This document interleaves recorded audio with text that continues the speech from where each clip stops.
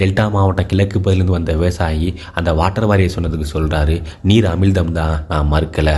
ஆனால் எங்கள் ஊரில் மழையே இல்லை, ஏரி குளத்தில் தண்ணி இல்லை, விவசாயம் செய்ய முடியல, எங்கள் குடும்பமே விவசாயத்தை நம்பி தான் வாழுது. ஊருக்கே சோறு போடுற எனக்கு ஒரு வேளைக்கு சாப்பாடுக்கு அரிசி இல்லை, மல்லிகை ஜாமான் வாங்குறதுக்கு காசு இல்லை. விளைக்கிற விவசாயினால் ஒரு ரேஷன் கார்டில் அரிசி வாங்க முடியாது. அது எவ்வளோ பெரிய கூச்சன்னு தெரியுமா?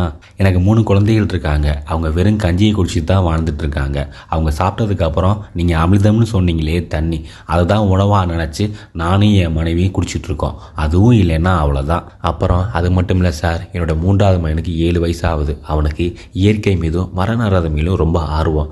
அவன் ஒரு மரம் வச்சான், அது தண்ணி இல்லாதனால வளரவே இல்லை. என்கிட்ட வந்து கேட்குறான், அப்பா இந்த மரம் வளரவே இல்லை, இந்த மரம் மட்டும் வளர்ந்துச்சுன்னா நம்மளுக்கு நிறையா காய் கனியெல்லாம் கொடுக்கும்ல, இதை வச்சு நம்ம வயிறு நிரப்பிக்கலாம்ல அப்படின்னு கேட்குறான். அதுக்கு நான் என் மைண்ட்டை சொன்னேன், மழை தான் நம்முடைய உண்மையான உணவு, அதுதான் நம்ம வாழ்க்கையோட அடிப்படை, மழை மட்டும் இல்லைன்னா நம்ம வாழ்க்கை இல்லை அப்படின்னு கண்ணீரோட சொன்னதா அந்த கூட்டத்தில் சொல்கிறாரு அந்த விவசாயி. இந்த கதை என்ன சொல்ல வருதுன்னா, மழை வந்து நல்ல உணவுப் பொருட்களை விளைவித்து தருவது இல்லாமல் தானும் ஒரு உணவாக இருக்குது. மழை தரும் வளங்களை நம்ம பாதுகாக்கணும், அந்த மழையே நம்மளுக்கு உணவாகவும் மாறுன்றதை நீங்கள் மறந்துடாதீங்க.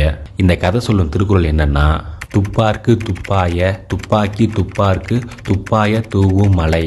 மழை இல்லைன்னா பசி என்ன பண்ணணும்னு தெரிஞ்சுக்க அடுத்த கதைக்கு காத்திருங்க.